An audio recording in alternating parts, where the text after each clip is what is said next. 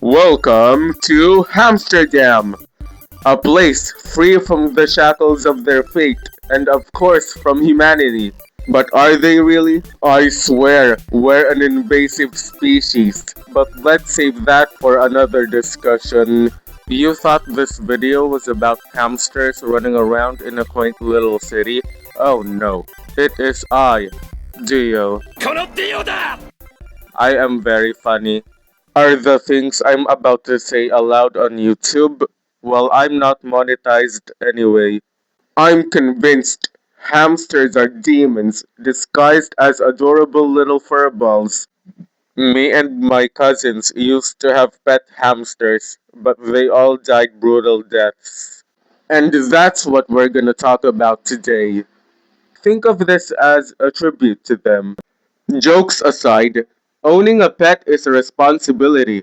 Whether it's a hamster, a dog, a cat, a fish, or anything else, make sure you understand its needs before bringing it home. Every animal deserves proper care, not just affection. Anyway, I had a lot of pet hamsters, but I'm just gonna talk about my last two, the last successors of their bloodline. They were brothers, and their names were Summer and Winter. Fast forward to how they died.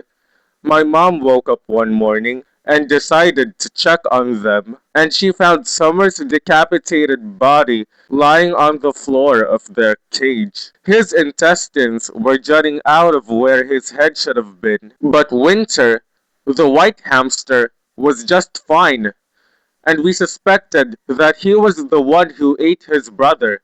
It couldn't have been anyone else because they've always been inside our house. I didn't see it for myself, but it's obviously macabre. Apparently, hamsters are solitary creatures, so putting two or more in a small confined space is not a good idea. Because fighting and cannibalism often happens, and that's definitely true for my experience. As for Winter, he lived for a few more weeks until he managed to escape the cage and started running around our house. Our dog in our backyard found him and started to chase him. Winter was just too slow for her, so she eventually caught him. Our dog bit him so hard he died from his wounds. Bro, she chewed him up like a stuffed toy. Here are some hamster death stories from Reddit. I came into the room to find him dangling from the cage by his intestines. Apparently, he tried to escape and thought he'd have a better chance fitting through the bars of his cage if he didn't have his gut. So he chewed a hole in his stomach. A girl in my elementary school class when we were about 9 made her hamster a parachute consisting of some string and wrapping paper and threw it off our 5-story apartment building. Results were as you would expect. My pet hamster took a swan dive into my dad's grill right after he poured the lighter fluid on it, but right before he lit it. Dude looked like the happiest hamster in the world, rolling around in charcoal dust and lighter fluid. Then that fire hit, and little dude got flash cooked. It was tragic when I was a kid, but looking back now, it was funny as hell. I miss you, Kago. Fly high, lil buddy. My hamster died the most cartoony ass death ever. He was running around and playing when he hit a drawer. It alerted my cat.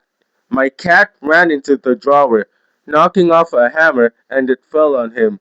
He then proceeded to let out a 30-second death screech, which scared my uncle so bad that he froze and fell onto my hamster, destroying him, and the whole time, Cringe I'm in Heaven played and is now scarred into my mind. Just like when 6-year-old me tried to get a brother and sister hamster to live together. Then, the sister hamster chewed off her brother's face, then gave birth to a litter of babies fathered by her brother. then cannibalized her inbred babies except one, which upon adulthood fatally attacked its mom.